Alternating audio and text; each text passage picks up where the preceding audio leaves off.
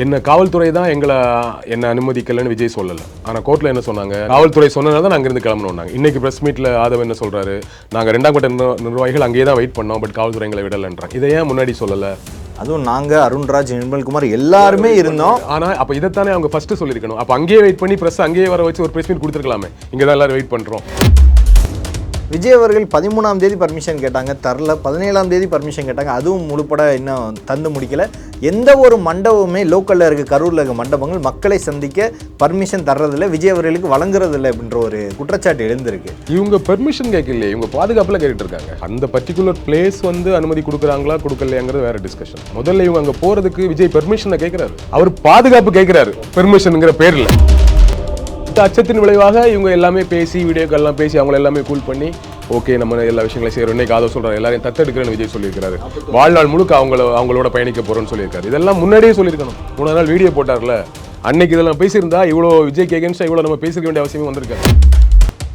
நான் அங்கே பேசிட்டு போனதை தவிர எதுவுமே பண்ணலன்னு சொன்ன விஜய் இதுக்கு 41 குடும்பத்தை தத்தெடுக்கிறாரு. ஏதோ ஒரு வகையில் நான் அதுக்கு தார்மீக பொறுப்பு அப்படிங்கிறது தானே. ரொம்ப இப்போ அவங்க பேசுகிற விஷயம் ரொம்ப கரெக்டான விஷயம். ஸோ பொறுப்பு அவர் தான். தாவேகாவின் ஊடக பிரிவு இன்னைக்கு பேச ஆரம்பிச்சிட்டாங்க. ஆனால் இப்போ வரைக்கும் தாவேகாவின் பொதுச் செயலாளரை கண்டுபிடிக்க முடியல அப்படின்ற ஒரு கேள்வி இருக்கு. இப்போ வரைக்கும் தாவேகாவின் பொதுச் செயலாளர் இங்கே தான் இருக்கிறார் சார். அவர் வெளியே இப்போ கமிஷனர் ஆஃபீஸ் முன்னாடி போயினா கூட அவர் கைது பண்ண மாட்டாங்க சார். அவர் கைது பண்ணுறதா எப்போ கைது பண்ணியிருக்கலாம். உண்மையாக தலைமறைவு. அப்படி இல்லைன்னா இந்த நிகழ்வுல கூட பிரஸ்ஸை சந்திக்க தைரியம் இல்லை. இனிமேல் சந்திப்பாரா இருக்கும். இனிமேல் தான் எல்லாரும் வர ஆரம்பிச்சிட்டாங்களே. இனிமேல் நான் ஒன்றும் தலைமறைவா இல்லை. இப்போ நீங்கள் சொன்ன பாயிண்ட் இருக்குல்ல, இதே பாயிண்ட்டை புசி சொல்லுவார். வேணா பாருங்களேன், அப்போ செம்ம காமெடியாக இருக்கும். இப்படி ஒரு இஷ்யூ நடக்கும் போதே நீங்க அன்றாடம் பிரஸை சந்திக்கணும். விஜய் தான் வரமாட்டார். அவர் வானிலிருந்து இறங்கி வந்த தேவ தூதர் அவர் எப்போ அது 2000 வருஷத்துக்கு ஒரு வாட்டி தான் வருவார். அந்த மாதிரி நினச்சிக்கலாம். ஓகேவா? நீங்கள் வாங்க 16 நாள் கழிச்சு இன்னைக்கு உங்களுக்கு சாதகமா அப்படி நீங்கள் நினைக்கிற தீர்ப்பு வந்ததும் உங்களால் பிரஸை சந்திச்சு 20 நிமிஷம் பேச முடியுதில்ல. ஏன் அதுக்கு முன்னாடி சந்திக்கல? இப்போதைக்கு அந்த இம்மிடியட் ரியாக்ஷன்ஸ் எதுவும் இல்லை. சிபிஐ போயிடுச்சு.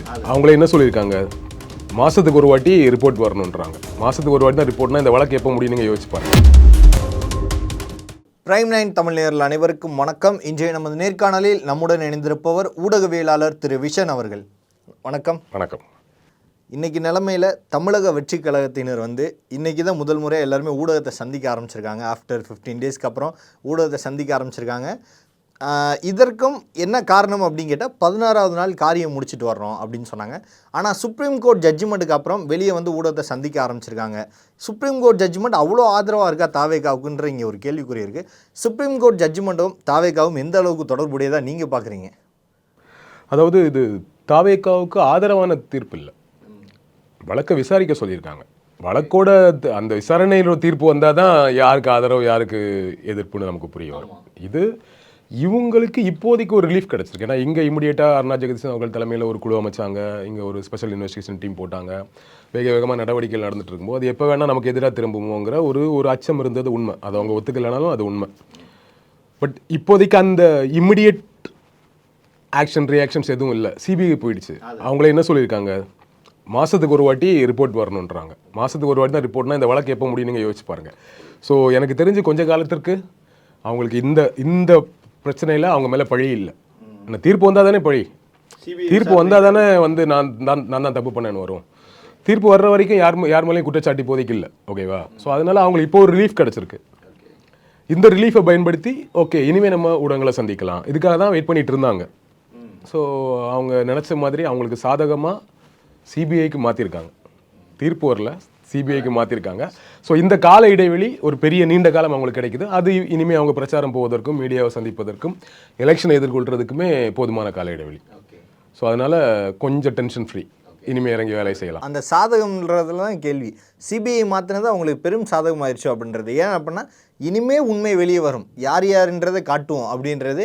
சிபிஐ மாற்றுறதுக்கு முன்னாடி அவ்வளோ ஃபோர்ஸபுளாக யாருமே பேசலை. ஆனால் சிபிஐ மாற்றினதுக்கப்புறம் இவ்வளோ ஒரு தெளிவாக இவ்வளோ ஒரு ஃபோர்ஸபுளாக எல்லா ஊடகங்களை சந்திக்கிறாங்கன்னா சிபிஐ மாற்றினதுக்கு அப்புறமா தான் முதல்ல ஒரு ப்ரெஸ் மீட்டே நடக்குது. ஆதவர்ஜுனா ஒரு அரௌண்ட் 20 மினிட்ஸ் ஒரு ப்ரெஸ் மீட் நடத்துகிறாரு. அதுக்கு முன்னாடி வரைக்கும் யாரும் ப்ரெஸ்ஸே சந்திக்கலை. அங்கங்கே நீதி வெல்லுங்கிற மாதிரி தான் ஒன்று வாட்டி பேசிட்டு போனதை தாண்டி ப்ரெஸ்ஸை ப்ராப்பராக சந்திக்கலை. அதான் சொன்னேன், இப்போ டைம் கிடச்சிருக்கு. இப்போ நீங்கள் அவங்களே குற்றச்சாட்டு சொல்ல முடியாது. இதுக்கு முன்னாடி வரைக்கும் ஆல்ரெடி இங்கே இருக்கக்கூடிய நீதிபதி இது தலைமை பண்பு இல்லைன்னு சொல்லியிருக்காரு. இஸ் எ பார்ட்டியான்னு கேட்டிருக்காரு. ஸோ இதெல்லாம் அவங்க மேலே குற்றச்சாட்டாக இருக்கும் பொழுது இப்போதைக்கு இல்லை. அந்த நம்பிக்கை இல்லாமல் தான் நாங்கள் மேல்முறையீடு போனோம். எங்களோட கோரிக்கைக்கு ஏற்ப சிபிஐக்கு போயாச்சு. அவங்க தீர்ப்பு வந்ததுக்கப்புறம் சொல்லுங்கள், இப்போ எப்படி நீங்கள் எங்களை கிளைம் பண்ண முடியுங்கிற ஒரு தைரியமாக ஹேண்டில் பண்ண முடியும். ஸோ அதனால வந்து பேசுகிறாங்க. பட் என்னன்னா இனிமேல் நீங்கள் ஹேண்டில் பண்ணிடலாம். பட் அதற்காக இவ்வளோ நாளைக்கு நீங்கள் 16 நாள் நீங்கள் செஞ்ச விஷயம்லாம் சரின்னு ஆகிடாதுங்கிறத நம்ம நினைவுபடுத்து. இல்லை, அந்த 16 நாளை கூட அவங்க 16வது நாள் காரியத்திற்காக வெயிட் பண்ணோம் அப்படின்னு சொல்கிறாங்க. அது சொல்ல வேண்டியதானே. சி நீங்கள் எல்லாமே கோர்ட்டில் கூட அப்படி தான். இப்போது என்ன காவல்துறை தான் என்னை அனுமதிக்கலைன்னு விஜய் சொல்லலை, ஓகேவா? ஆனால் கோர்ட்டில் என்ன சொன்னாங்க, நேற்று கடந்த சுப்ரீம் கோர்ட்டில் காவல்துறை சொன்னனால தான் நாங்கள் இருந்து கிளம்பணுன்னாங்க. இன்றைக்கி ப்ரெஸ் மீட்டில் ஆதவ் என்ன சொல்கிறாரு, நாங்கள் 2ஆம் கட்ட நிர்வாகிகள் அங்கேயே தான் வெயிட் பண்ணோம், பட் காவல்துறை எங்களை விடலைன்றாங்க. இதை ஏன் முன்னாடி சொல்லலை? அதுவும் நாங்கள் அருண்ராஜ், நிர்மல்குமார் எல்லாருமே இருந்தோம். ஆனால் அப்போ இதைத்தானே அவங்க ஃபஸ்ட்டு சொல்லியிருக்கணும். அப்போ அங்கேயே வெயிட் பண்ணி ப்ரெஸ் அங்கேயே வர வச்சு ஒரு ப்ரெஸ் மீட் கொடுத்துருக்கலாமே. இங்கே தான் எல்லோரும் வெயிட் பண்ணுறோம், எங்களை விட மாட்டுறாங்க, ஸோ தயவு செஞ்சு யாரும் தப்பாக எடுத்துக்காங்க, இன்னும் விஷயம் பெருசாக ஆகணுங்காக எங்களை வரவிடலாம், பட் உங்கள் கூட தான் துணையாக நிற்கிறோம், நாங்கள் வரோங்கிறத பேசியிருக்கணும். விஜய் போகல ஏன்னு கேட்டோம். அடுத்த கட்ட தலைவர்களாக போயிருக்கான்னு சொல்லும்போது 16 நாள் கழிச்சு தான் இந்த பாயிண்ட்டை சொல்கிறாங்க வெளியே. கோர்ட்லையும் விஜய் வந்து போக விடலைன்னு சொல்கிறாங்க. அப்போ இதெல்லாம் ஒரு ஆர்கியூமெண்ட்டுக்கு வசதியாக இருக்கும். அது மாதிரி 16 நாள் வெயிட் பண்ணுறோங்கிறது ஒரு ஆர்கியூமெண்ட்டுக்கான ஒரு பாயிண்ட். நாங்கள் இந்த ஒரு 16 நாள் காரியம் முடியட்டுன்னு வெயிட் பண்ணுறோம் அப்படிங்கிறத, பட் இதை ஏற்றுக்கொள்ளக்கூடிய பாயிண்டாக இல்லைங்கிறத நம்ம டிசைட் பண்ணிக்கலாம். விஜய் அவர்கள் 13ஆம் தேதி பர்மிஷன் கேட்டாங்க, தரல. 17ஆம் தேதி பர்மிஷன் கேட்டாங்க, அதுவும் முழுப்பட இன்னும் தந்து முடிக்கல. எந்த ஒரு மண்டபமே லோக்கலில் இருக்க கரூரில் இருக்க மண்டபங்கள் மக்களை சந்திக்க பர்மிஷன் தர்றதில்லை, விஜய் அவர்களுக்கு வழங்குறதில்லை அப்படின்ற ஒரு குற்றச்சாட்டு எழுந்திருக்கு. தவைக்க நிர்வாகிகள் நிறைய பேர் மக்களை இப்போ போய் சந்திக்கிறது, இப்போ போய் 17ஆம் தேதி அது மஹாலில் வச்சு சந்திக்கிறது. அந்த மஹால் நிர்வாகிகள், உள்ளூர் மஹால் நிர்வாகிகள் யாருமே விஜய்க்கு தர முன் வரவில்லை அப்படின்ற ஒரு கேள்வி வருது. இதுக்கு பின்னாடி திமுக தான் இருக்குது அப்படின்ற குற்றச்சாட்டை அவங்க வைக்கிறாங்க. இவங்க பெர்மிஷன் கேட்கலையே, இவங்க பாதுகாப்பில் கேட்டுட்டு இருக்காங்க. அந்த பர்டிகுலர் பிளேஸ் வந்து அனுமதி கொடுக்குறாங்களா கொடுக்கலையாங்கிறது வேற டிஸ்கஷன். முதல்ல இவங்க அங்கே போகிறதுக்கு விஜய் பெர்மிஷனை கேட்குறாரு. அவர் பாதுகாப்பு கேட்குறாரு பெர்மிஷனுங்கிற பேரில் பெர்மிஷன் யார்கிட்ட கேட்க வேண்டிய அவசியமே கிடையாது. பெர்மிஷன் கேட்டு தான் ஒரு இடத்துக்கு போகணுங்கிற அவசியம் கிடையாது. திருமாவளவன் பெர்மிஷன், கட்சிக்கு தலைவர், ஒரு கட்சி தலைவர் பெர்மிஷன் கேட்டு போனாரா? சீமான் ஒரு கட்சி தலைவர் பெர்மிஷன் கேட்டு போனாரா? கமல்ஹாசன் ஒரு கட்சி தலைவர் பெர்மிஷன் கேட்டு போனாரா? அண்ணாமலை ஒரு கட்சியோட மாநில முன்னாள் தலைவர் பெர்மிஷன் கேட்டு போனாரா? அதிமுகலேருந்து போனாங்க, பெர்மிஷன் கேட்டு போனாங்களா? எதுக்கு பெர்மிஷன்? இல்லை, இவங்களாம் வந்தப்போ கூட்டம் வரும், ஆனால் இது விஜய் வந்தால் வேற மாதிரி. விஜய் அப்படிலாம் ஒன்றும் கிடையாது. நீங்கள் கூட்டம் இவர் இந்த கேப்பில் மக்களை போய் சந்திக்கிறதுக்கு இவர் இமீடியட்டாக நைட்டாக இரவு போயோட சந்திச்சு வரலாம். யாருக்கு தெரியும்? ப்ரெஸ்ஸு கூட தெரியாது. ப்ரெஸ்ஸு கூட செல்லாமல் நீங்கள் போய் சந்திச்சுட்டு வந்து நீங்களே ஃபோட்டோ வெளியிட்டா போதும். ஸோ இவர் வந்து போகலை, அது முதல்ல ஒத்துக்கோங்க. நீங்கள் ஒத்துக்கலைனாலும் அதான் நெசங்கிற மாதிரி போகலைங்கிறது ஃபஸ்ட்டு பாயிண்ட்டு. இப்பொழுது போகணுன்னு நினைக்கிறாங்க. ஒரு சின்ன அச்சம் இருக்குது, ஏதாச்சும் ஒரு எதிர்வினை வந்துடுமோ பாதிக்கப்பட்ட குடும்பத்தின் தரப்பில் இருந்து.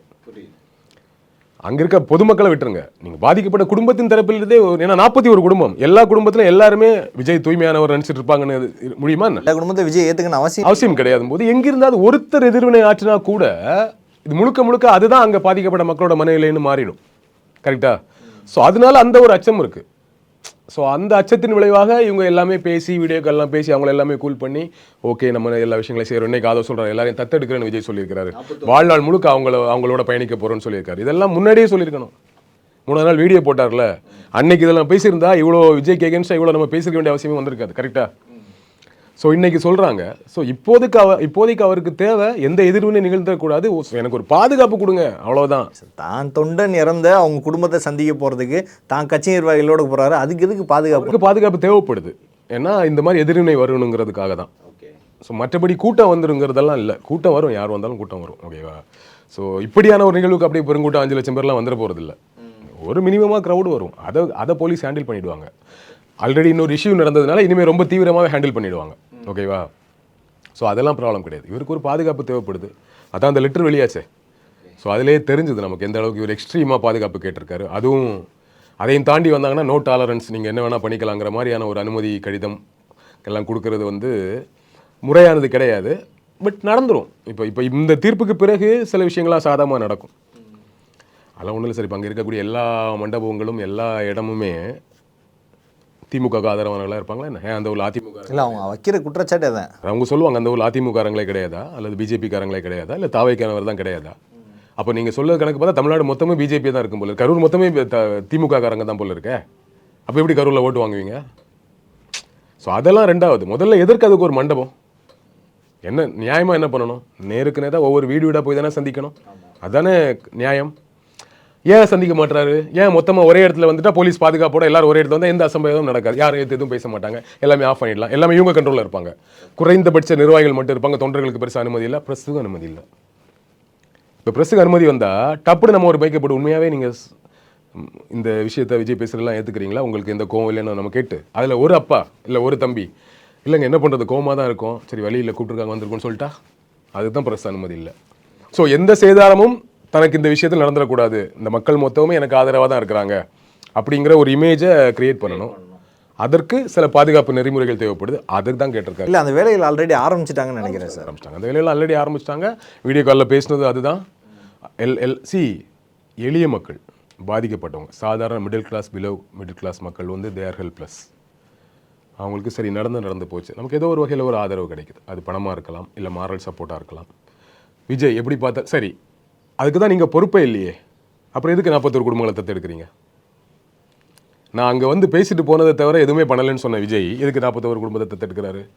ஏதோ ஒரு வகையில் நான் அதற்கு தார்மீக பொறுப்பு அப்படிங்கிறது தானே. ரொம்ப இப்போ அவங்க பேசுகிற விஷயம் ரொம்ப கரெக்டான விஷயம். ஸோ பொறுப்பு அவர் தான் இல்லை.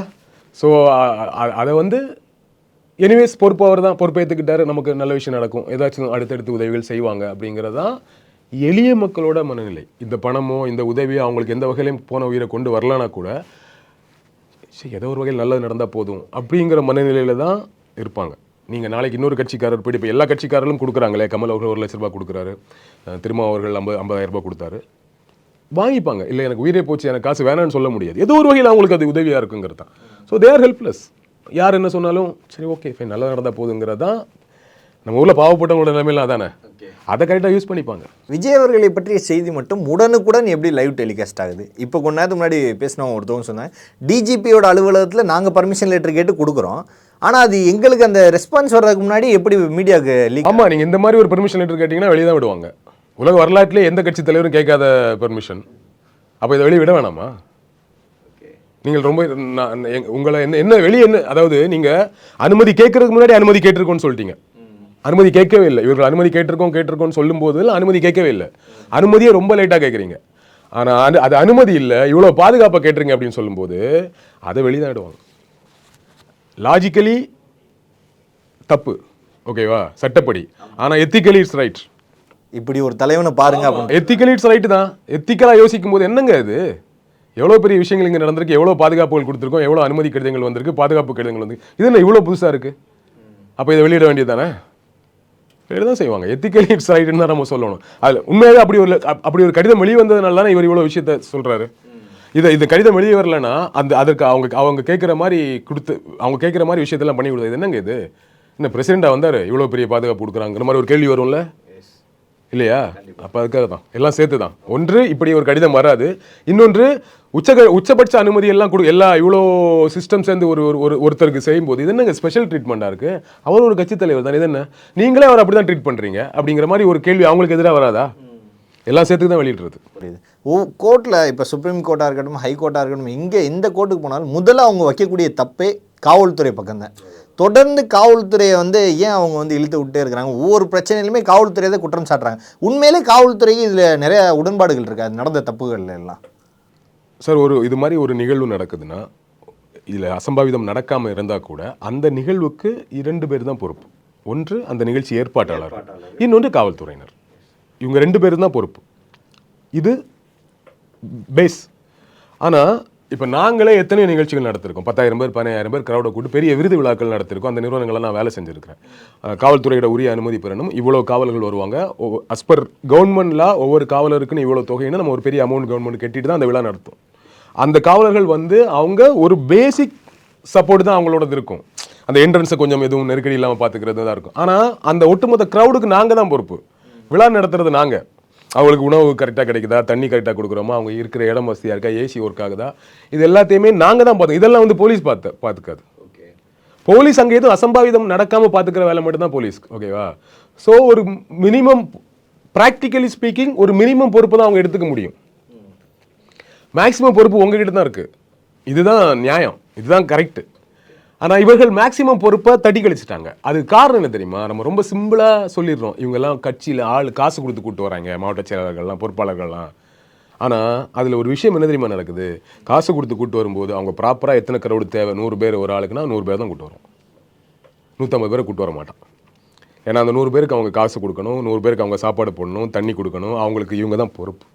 அவங்க 100 பேரும் ஒழுங்காக வண்டியில் ஏறி போகிறது வரைக்கும் இவங்க தான் பொறுப்பு. ஏதாவது ஒன்று நடந்துச்சுன்னா அந்த மாவட்ட செயலர் தான் சட்டியை பிடிச்சி கேட்பான்.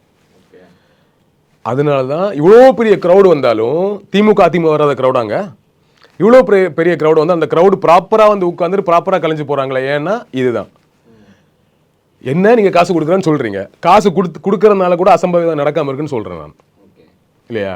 ஆனால் இங்கே என்ன தெரியுமா ஆயிடுச்சு, இங்கே அது இல்லை. மாவட்ட செயலர் கூப்பிடாமலே மக்கள் வராங்க. அப்போ மாவட்ட செயலர் கூப்பிடாமலே மக்கள் வராங்கன்னா நம்ம கூடுதல் பொறுப்பெடுத்துக்கணும். இங்கே என்ன ஆயிடுச்சுன்னா நம்ம கூப்பிடாமலே அவங்க வராங்க, அவங்களே வந்துட்டு அவங்களே போயிடுவாங்க. தண்ணி கூட அரேஞ்ச் பண்ண தேவையில்லை. ஏன்னா நான் கூப்பிட்டாதானே தண்ணி கொடுக்கணும். இப்போ திமுகவுக்கு அதிமுக வர்றவங்க வந்துட்டு ஏன்னா பசங்களுக்கு சாப்பாடு கொடுக்கல, சாப்பாடு இல்லைன்னு அந்த 10 பேர் வர்றதுல ஒருத்தர் கேட்பாங்க. அந்த கிளை செயலாளரோ அந்த ஊரில் இருக்க ஒருத்தரோ ஒரு கவுன்சிலர் அண்ணன் கூட்டு போவார்ல, இல்லை யாரோ ஒருத்தர் கூட்டு போவாங்கல்ல. இப்போ நாங்கள்லாம் முன்னாடி போயிருக்கோம், இது மாதிரி ஏதாச்சும் ஒரு அண்ணன் கூடுவாங்க, கட்சியெல்லாம் கிடையாது, ஒரு அண்ணன் கூடுவார், போவோம், அவ்வளோதான். சாப்பாடும் வாங்கி கொடுத்து எல்லாமே அவர் அரேஞ்ச் பண்ணிடுவார். சாப்பாடும் கிடைக்கும். நான்லாம் காலையில் சாப்பாடு சாப்பிட்டு மதியான சாப்பாடு பார்சல்லாம் கட்டி தருவாங்க, போய் சாப்பிட்டு கொழுப்பெடுத்து போய் அந்த சாப்பாடை சாப்பிடாம அண்ணன் கிட்ட காசு வாங்கலான்ட்டு போய் அவர் அந்த கூட்டத்தில் கண்டுபிடிக்க முடியாம பட்னியா கிடந்த நாட்கள் இருக்கு. அது எங்க கொழுப்பு, புரியுதா? ஆனா அவர்கள் தரப்பது செஞ்சிருவாங்க. ஸோ இது ஒரு ப்ராப்பரா அங்க செயல்படுது. இங்க மக்களே போயிடுவாங்கன்னு நினைக்கிறாங்கல்ல, அதுதான் பிரச்சனை. அப்போ எப்படி பார்த்தாலும் இதுல பெரிய பொறுப்பு இவங்களுக்கு தான் இருக்கு, ஓகேவா? ஸோ ஆனா பொறுப்பை தான் ஏத்துக்கிற மனையில இல்லையே, வேற யார் மேல பழி போட முடியும்? காவல்துறை மேல பழி போட முடியும். காவல்துறை மேல பழி போடும்போது அது ஆட்டோமேட்டிக்கா கவர்மெண்ட் மேல தான் பழி. அது நேரடி பொறுப்பு சிஎம் கிட்ட இருக்கு. அப்போ ஆட்டோமேட்டிக்காக கவர்மெண்ட் மேலே தான் பழி, ஆட்டோமேட்டிக்காக திமுக மேலே தான் பழின்னு ஆயிடுச்சுல்ல. ஒத்துக்க முடியாதே. இப்போ 2 பேரும் ஒத்துக்கல பொறுப்பை. அவர்கள் முழுக்க மொத்த பழியை இவர்கள் மேலே போடுறாங்க, இவர்கள் மொத்த பழியை அவங்க மேலே போடுறாங்க. தமிழ்நாட்டில் கேஸ் நடந்துச்சுன்னா தாவேக்காவுக்கு எதிராக வந்துடும்ட்டு அவங்க கருத்து. இப்போ சிபிஐ போயிட்டு அவ்வளோதான், பிஜேபியில் சேர்ந்துட்டாரு, இது நமக்கு எதிராகவும் தாவேக்கு ஆதரவு வந்துடுறது இவங்க கருத்து. அப்போ பாதிக்கப்பட்ட மக்கள் உண்மை இதுதான் நிலைமை. ஓகே, தாவேக்காவின் ஊடக பிரிவு வந்து இன்னைக்கு வந்து பேச ஆரம்பிச்சிட்டாங்க. ஆனால் இப்போ வரைக்கும் தாவேக்காவின் பொதுச் செயலாளரை கண்டுபிடிக்க முடியல அப்படின்ற ஒரு கேள்வி இருக்கு. இப்போ வரைக்கும் தாவேக்காவின் பொதுச் செயலாளர் இங்கே தான் இருக்கிறார் சார். அவர் வெளியே வந்து இப்போ கமிஷனர் ஆஃபீஸ் முன்னாடி போயினா கூட அவர் கைது பண்ண மாட்டாங்க சார். அவர் கைது பண்ணுறதா எப்போவோ கைது பண்ணியிருக்கலாம். இதில் என்னன்னா அவர் தலைமறைவாக இருக்கிறாரு. தலைமறைவாக இருக்கிறதுனாலே டேமேஜ் அவங்களுக்கு தான். எந்த கட்சியில இங்கே ஒரு பொதுச் செயலாளர் இப்படி தலைமறைவாக இருப்பார்? அவர் தலைமறைவா இல்லையா, முன்ஜாமீன் கேட்டு இருக்கிறாராம், காவல்துறை கைது பண்ணாமல் இருக்கு அப்படின்னு சொல்றாங்க. அதுதான் இப்போ என்னன்னா, நீ அப்போ காவல்துறை தான் என்ன கைது பண்ணாமல் இருக்கு, நான் ஓப்பனாக தான் இருக்குன்னு சொல்ல வேண்டியதானே? இப்போ சில விஷயங்கள் அது நடந்திருக்கு, தலைமறைவாக இருக்குன்னு நியூஸ் வந்துடும். இல்லை, அது அவங்க வேலை தானே. நாங்கள் இல்லை, தலைமறைவு தனிப்படை தேடுகிறது வந்தா தலைவர்களை வந்து தலைமறைவெல்லாம் கிடையாதுங்க, நான் வீட்டில் தான் இருக்கேன்ல பேசின நிகழ்வு இங்கே நடந்திருக்கு. அப்புறம் பேச வேண்டியதானே? தலைமறைவு இல்லைங்க. யார் என்னங்க தலைமறைவுன்றாங்க? நான் முன்ஜாமீன் கேட்டு அப்ளை பண்ணிட்டு வீட்டில் வெயிட் பண்ணிட்டு இருக்கேன், எனக்கு முன்ஜாமீன் கிடைக்கல, அவங்கள அரெஸ்ட் பண்ணலன்னு ப்ரெஸ் மீட் கொடுக்க வேண்டியதானே? ஒன்று உண்மையாகவே தலைமறைவு, அப்படி இல்லைன்னா இந்த நிகழ்வில் கூட ப்ரெஸ்ஸை சந்திக்க தைரியம் இல்லை. இனிமேல் வந்து சந்திப்பாரா இருக்கும். இனிமேல் தான் எல்லாரும் வர ஆரம்பிச்சிட்டாங்களே. இனிமேல் நான் ஒன்றும் தலைமறைவா இல்லை, இவ்வளோ இப்போ நீங்கள் சொன்ன பாயிண்ட் இருக்குல்ல, இதே பாயிண்ட்டை புசி வந்து சொல்லுவார், என்ன பாருங்களேன். அப்போ செம்ம காமெடியாக இருக்கும். இல்லை, அவங்களோட ஊடக பிரிவும் அதான் சொல்கிறாங்க, சொல்ல போகிறாங்க. ஏன்னா அவருக்கு ஆர்டர் போயிருக்கும், தலைவா வெளியே வாங்க வந்து பேசுறீங்க, இதே விஷயத்தை சொல்லுங்கன்னு போயிருக்கும். நான் எங்கெங்க தலைமறைவாக இருந்தேன், நான் வீட்டில் தாங்க இருக்கிறேன், அவங்க தாங்க கைது பண்ணல அப்படின்னு வந்து இதைத்தான் புசி அவர்கள் சொல்ல போகிறாரு. தாவைக்கா தொண்டர்கள் விர்ச்சுவல் வாரியர்ஸ் அதையும் விசில் அடித்து கொண்டாடுவாங்க. ஊரில் இருக்கவெல்லாம் கிருக்கன் தானே அப்படின்னு அவங்க நினச்சிக்கிட்டா என்ன பண்ண முடியும்? அப்படிதான் இருக்கும். இப்போ வரையுமே பொதுச் செயலாளர் விட்டுருங்க, வியூ வகுப்பாளர்கள், 2ஆம் கட்ட தலைவர்கள், ஆதவர்ஜுன் அவர்களை தவிர மற்ற யாருமே பிரச்சனையும் சந்திக்கல. ஏன் கேமரா கண் முன்னாடியே படாமல் இருக்கிறாங்க. கேட்டால் அவங்க சொல்கிற ஒரு பதில், நாங்கள் வந்து மக்களோட தூக்கத்துக்கு அனுசரிச்சுட்டு இருக்கோம், நாங்கள் வந்து மீடியாவில் வந்து உங்க கூட டிபேட் பண்ண, அரசியல் நடத்த, இதில் அரசியல் பிழைப்பு நடத்த நாங்கள் வந்து ஆள் இல்லை அப்படின்ற ஒரு பதிலை முன்வைக்க. நீங்கள் டிபேட்லாம் பண்ண வேணாம் சார், நீங்கள் டிபேட் பண்ண வேணாம், இன்டர்வியூ கூட தர வேணாம். நீங்கள் குறைந்தபட்சம் ப்ரெஸ்ஸை சந்திச்சு உங்களுடைய கருத்து என்ன, நிலை என்ன, இந்த நிலையில் இருக்கிறோம், இந்த மாதிரி விஷயங்கள் நடந்துட்டு இருக்குங்கிறத அன்றாடம் நீங்கள் ப்ரெஸ்ஸை சந்திக்கு இந்த 16 நாளும் நீங்கள் தினசரி காலை அல்லது மாலை ப்ரெஸ்ஸை சந்திச்சிருக்கணும். ஏன்னா இஷ்யூ அவ்வளோ சீரியஸ் இல்லையா? நீங்கள் சந்திக்காதனால தானே இங்கே வந்து யூகங்கள் வருது, பல யூகங்கள், பல விஷயங்கள் உங்களுக்கு உண்மையாகவே நீங்கள் வேற ஒரு மனையில இருந்து உங்களுக்கு எதிராக கூட பேசியிருக்கலாம், நம்ம கூட பேசியிருக்கலாம். என்ன காரணம்? நீங்கள் வராததுனால. ஏன்னா அன்னைக்கு நம்ம கிடைச்ச உண்மையை அந்த இதை வச்சு தான் பேச முடியும். நமக்கு வருகிற தகவலை வச்சு தான் நம்ம பேசுவோம். அது நியாயமாகவும் பார்க்கப்படும். ஏன்னா நீங்கள் தான் வெளியே வரலையே. அது சரியா? நீங்கள் வந்து தினசரி உங்களுடைய அப்டேட் என்ன, நீங்கள் ப்ரெஸ்ஸை சந்திச்சு பேசிட்டு இருந்தீங்கன்னா எங்களுக்கு இதுக்கு யூகத்துக்கு எதுக்கு மக்கள் போக போகிறாங்க, ப்ரெஸ் ஏன் போக போகுது? ஸோ அதற்கு வாய்ப்பை உருவாக்கி கொடுத்ததே நீங்கள் தான். இப்படி ஒரு இஷ்யூ நடக்கும்போதே நீங்கள் அன்றாடம் வந்து ப்ரெஸ்ஸை சந்திக்கணும். விஜய் தான் வரமாட்டார், அவர் வானிலிருந்து இறங்கி வந்த தேவ தூதர் அவர் எப்போ அது 2000 வருஷத்துக்கு ஒரு வாட்டி தான் வருவார். அந்த மாதிரி நினச்சிக்கலாம். ஓகேவா? நீங்கள் வாங்க 16 நாள் கழிச்சு இன்னைக்கு உங்களுக்கு சாதகமாக அப்படி நீங்கள் நினைக்கிற தீர்ப்பு வந்ததும் உங்களால் வந்து ப்ரெஸ்ஸை சந்திச்சு 20 நிமிஷம் பேச முடியுதில்ல? ஏன் அதுக்கு முன்னாடி சந்திக்கல? ஏன் இதற்கு முன்னாடி வந்து நாங்கள் என்னங்க சொல்கிறீங்க? நாங்கள் போகலையா? எங்கள் தலைவர் போகலையா? தலைவரை போக விடலைங்க. அவரை அனுப்பிச்சிட்டு சரி அவரை தான் அனுப்புகிறோம். நாங்கள் போகிறோம். நாங்கள் அந்த எல்லையில் வெயிட் பண்ணவங்க எங்களே போக விடலைங்க. இதே காவல்துறை பேசியிருக்கணும். இதை பேசல என்னங்க பிரச்சனை? இதைத்தானே பேசணும். ஏன்னா உங்கள் மேலே வைக்கப்பட்ட பெரும் குற்றச்சாட்டே அதுதான். தலைவர் போய் பார்க்கல, சரி அவர் தான் பார்க்க முடியல, அசம்பாவிதம் ஆயிடுன்றீங்க. அடுத்த கட்ட தலைவர்களே போகலைங்கிறதான் பெரிய குற்றச்சாட்டு. இவ்வளோ நாள் சொல்லாமல் 16 நாள் கழிச்சு வந்து சொன்னீங்கன்னா இதை எப்படி நம்ப முடியும்? அது சுப்ரீம் கோர்ட்டில் சொல்லிட்டு அதுக்கப்புறம் சொன்னீங்கன்னா இதை எப்படி நம்ப முடியும்? இது நம்புற மாதிரியா இருக்குது? யாருங்க நம்புவா இதை? அப்படிங்கிற கேள்வி வருது. சீமான் அவர்கள் சொல்லியிருந்தாங்க, நீங்கள் சிபிஐக்கு மாற்றுறீங்கன்னா இங்கே இருக்கிற காவல்துறை மேலே உங்களுக்கு மரியாதை போயிடும், அப்புறம் அவங்க மேலே என்ன நம்பிக்கை, இங்கே இருக்க எஸ்ஐடி மேலே என்ன நம்பிக்கைன்னு கேட்டிருந்தாரு.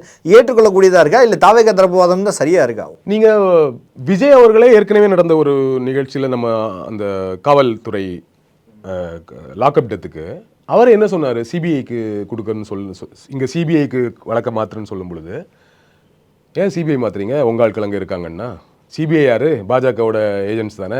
உங்களோட மறைமுக டீலிங்கை வச்சுட்டு உங்களுக்கு சாதகமாக வரும்னு சிபிஐ கொடுக்குறீங்களான்னு கேட்டார்ல. அப்போ இன்றைக்கி எப்படி அவங்க சிபிஐ கேட்குறாங்க? அது ஓப்பன் ஸ்டேட்மெண்ட்டாக 2 பக்கம் எழுதியே எடுத்து இருக்குல்ல. அப்புறம் இது எப்படி இப்போ மட்டும் சிபிஐ வந்து யாரோட ஏஜென்ட்? இப்போ மட்டும் சிபிஐ வந்து பாஜக ஏஜென்ட் இல்லையா? அப்போது நீங்கள் முன்னாடி சொன்ன ஸ்டேட்மெண்ட் கரெக்டாக இருந்து சிபிஐ இப்போ பாஜக ஏஜென்ட்னா அப்போ நீங்கள் அவங்களோட இணைஞ்சிட்டிங்களா? கேள்வி வருதில்ல, இயல்பாக வருதில்ல கேள்வி. அதுதான் இயல்பாக கேள்வி வந்துடுது. ஸோ ஒவ்வொரு இஷ்யூவில் அந்த இஷ்யூலேருந்து இந்த பிரச்சனையிலேருந்து நம்ம வெளியே வரணுங்கிறதுக்காக ஒரு வேலையை செஞ்சாங்க. அதற்கு பலன் இப்போ கிடச்சிருக்கு. ஸோ அது இனிமேல் வெளியே வந்து பேசுவாங்க, அவ்வளோதான். பட் என்னென்னா இப்போ நான் இல்லை, இப்போ இதுதான் யதார்த்தங்கிறத உண்மை இனிமேல் சொல்ல முடியுமா? என்ன வெளியே எதுக்கு தலைமறைவாக இருந்தோம், நாங்கள் வெளியே வரல, உண்மையாக பயந்துட்டோம், எங்களுக்கு ஹேண்டில் பண்ண தெரில, இல்லை நாங்கள் பின்னணியில் உட்காந்துட்டு இவ்வளோ விஷயங்களை ரெடி பண்ணிகிட்டு இருந்தோம், இப்படியெல்லாம் வந்து சொல்ல முடியாதுல்ல. துக்கம் அனுசரிச்சோன்னு சொல்லலாம். இன்னொன்று எங்களை காவல்துறை விடலைன்னு சொல்லலாம். இந்த மாதிரி புஷி ஆனந்த் வந்து எங்களுக்கு ஜாமீன் தரல, நாம் தலைமறைவு ஆகவே இல்லைன்னு சொல்லலாம். இது மாதிரி விஷயங்கள் தான் நடக்கும். அதானே சொல்ல முடியும், வேறு என்ன சொல்ல முடியும்? இன்னும் வந்து இல்லைங்க உண்மைதாங்க, கொஞ்சம் பயந்துட்டோங்க, ஹேண்டில் பண்ண தெரிலங்க, டெல்லிக்கு போய் கொஞ்சம் வக்கீல்லாம் பார்த்து எடுத்து வந்து இது பண்ணிட்டோங்க, கொஞ்சம் இப்படியா சொல்ல முடியும்? டெல்லிக்கு போகும்போது என்ன சொன்னார் ஆதவ்? விளையாட்டு நிகழ்ச்சி. இன்னைக்கு பிரஸ் மீட் என்ன சொல்கிறாரு? தலைவரோட அறிவுறுத்தல் படி 5வது நாளே கிளம்பி டெல்லி போங்க, நம்ம இந்த வக்கீலை நமக்கு தரமாட்டுறாங்க, நீங்கள் போய் நல்ல வக்கீல் அப்படின்னு தலைவரோட அறிவுறுத்தல் படி டெல்லிக்கு போயிட்டு அதெல்லாம் அரேஞ்ச் பண்ணுன்றார். நாங்கள் முன்னாடி தானே சொன்னோம் டெல்லிக்கு ஒரு எதுக்கு போயிருக்காருன்ட்டு. அப்புறம் நீங்கள் என்ன சொல்றீங்க? விளையாட்டு போகிறீங்க. இப்போ மட்டும் இதை சொல்கிறீங்க. ஏன்னா வக்கீலை இவங்க கொடுக்கலையா? எங்கள் இந்தியாவில் அவ்வளோ வக்கீல்கள் இருக்காங்க, எல்லா வக்கீலும் திமுக கண்ட்ரோலில் இருக்காங்க. ஏன் அதிமுக இவ்வளோ பெரிய கட்சி, நீதியரசரே திமுக கண்ட்ரோலில் இருக்காங்க சார், அவங்க முன் வைக்கிற வாதமே. சார் தமிழ்நாடு நீதிபதி திமுக கண்ட்ரோலில் இருக்கிறாரு, உச்சநீதிமன்ற நீதிபதி பாஜக கண்ட்ரோலில் இருக்கிறாரு. அப்போது சட்டம் தான் உண்மை எல்லாதை விட உயர்ந்தது, சட்ட ரீதியாக மட்டும்தான் எங்களுக்கு உண்மையும் நீதியும் கிடைக்கும் அப்படின்னு நினைக்கிற மக்களோட நிலை என்னங்கிறத என்னோட கேள்வி. நான் திமுக சார்பாக கூட பேசலை. 2 பக்கம் பிரச்சனை இருக்குன்னா அப்போ நாங்கள் எப்படி இந்த சிஸ்டத்தை நம்புறது அப்படிங்கிற கேள்வி எங்களுக்கு வருது. பல்வேறு அரசியல் கேள்விகளுக்கு பதில் தமைக்காக மிக்க நன்றி. நன்றி, வணக்கம். நன்றி.